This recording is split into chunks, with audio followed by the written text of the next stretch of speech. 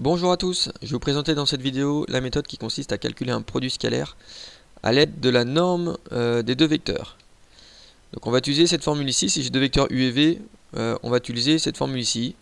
D'accord. Vous voyez que ici j'ai le produit scalaire qui apparaît. Donc ça va être en gros la norme de la somme de mes deux vecteurs au carré est égale à la norme de mon premier vecteur au carré plus la norme de mon deuxième vecteur au carré plus deux fois le produit scalaire de mes deux vecteurs. Ici, au niveau de la démonstration, on peut le démontrer notamment, on voit bien qu'il y a un lien en fait avec les identités remarquables. Ici, alors on va écrire cette formule-là, et en fait on va essayer de simplifier déjà le u plus v. Donc si on connaît mes deux vecteurs, si on connaît les deux vecteurs, on va pouvoir simplifier u plus v.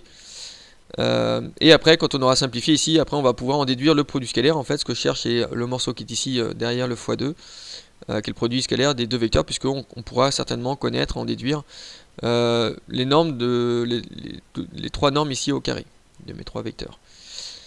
Donc j'ai pris un exemple, j'ai pris ABCD à un parallélogramme avec AB égale 3, AD égale 5 et AC égale 6. Alors si je trace déjà mon parallélogramme ABCD, AB est égal à 3, AD est égal à 5 et AC est égal à 6. Voilà ce que l'on obtient graphiquement. Et on va calculer ici le produit scalaire. Ce qui est demandé, c'est de calculer le produit scalaire entre AB et AD. Donc AB scalaire AD, AB scalaire AD. Donc mes deux vecteurs ici, c'est les deux vecteurs qui sont en rouge. D'accord, c'est mon vecteur AB scalaire, le vecteur AD. Donc on va utiliser cette formule ici. On va utiliser cette formule là.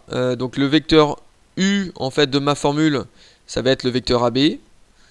Et le vecteur V de ma formule, ça va être le vecteur AD. Donc si je remplace le vecteur U par AB et le vecteur V par AD, j'obtiens cette formule ici. Et donc ce qui apparaît ici, c'est bien le produit scalaire de mes deux vecteurs, ici AB et AD. Donc ce qu'il va falloir justement déterminer. Alors si on regarde maintenant la configuration qu'on a, on a AB plus AD. Deuxième étape, c'est de simplifier cette addition là, cette somme de deux vecteurs, donc avec la relation de Chasles. Si on regarde graphiquement AB AD, eh ben, pour faire la somme de mes deux vecteurs ici AB et AD, on voit bien comme on a un parallélogramme que par exemple le vecteur AD c'est le même que le vecteur BC. Donc si je remplace le vecteur AD par le vecteur BC, et ben ça veut dire que AB plus AD c'est égal à AB plus BC, et AB plus BC avec la relation de Chasles, ça me donne AC. Donc AB plus AD c'est égal à AC. Donc ici, je peux remplacer AB plus AD par le vecteur AC. Et donc j'obtiens le reste de ma formule qui ne change pas. J'obtiens la norme du vecteur AC au carré plus la norme du vecteur AB au carré plus la norme du vecteur la norme du vecteur AB au carré plus la norme du vecteur AD au carré plus deux fois le produit scalaire de mes deux vecteurs. Donc ici, le membre de droite de mon égalité ne change pas, j'ai juste changé AB plus AD qui est égal à AC. Maintenant, je vais transformer mon égalité. Alors, comme je cherche le produit scalaire, en fait, ce qu'il faut, comme une équation, c'est passer de l'autre côté tout ce que je connais, tout ce qui n'est pas le produit scalaire de AB scalaire, enfin de AB et de AD. Donc la norme de AB au carré, en fait, je vais la passer du côté gauche. Et donc ça va me donner moins norme de AB au carré, la norme de AB au carré qui était à droite en plus avec un plus, enfin voilà, en positif il passe de l'autre côté en moins. Même principe avec le plus norme de AD au carré qui va passer en moins norme de AD au carré. Et donc j'obtiens cette formule ici. Donc là j'ai isolé mon produit scalaire. Bon, il restera juste à passer le 2 à la fin, je vais le faire plutôt à la fin, passer le 2 de l'autre côté. Donc j'obtiens ici, voilà, j'ai quasiment isolé mon produit scalaire.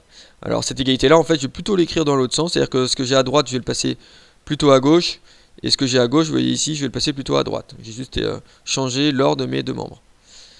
Et donc ici, je vais remplacer alors la norme du vecteur AC. La norme du vecteur AC, en fait, c'est tout simplement la longueur AC. Donc la norme du vecteur AC ici, c'est 6. Donc avec un carré évidemment. D'accord, AC, vous le voyez sur le graphique et dans l'énoncé, AC c'est 6.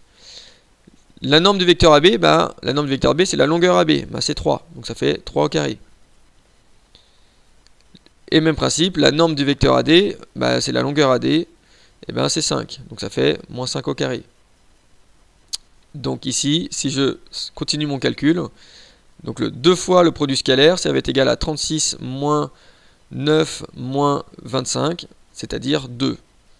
Et donc si je passe mon 2 qui est multiplié ici en divisé de l'autre côté, ça me donne le produit scalaire AB et AD qui est égal à 1.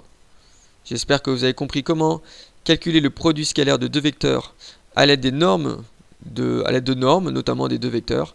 Merci de m'avoir écouté, à bientôt.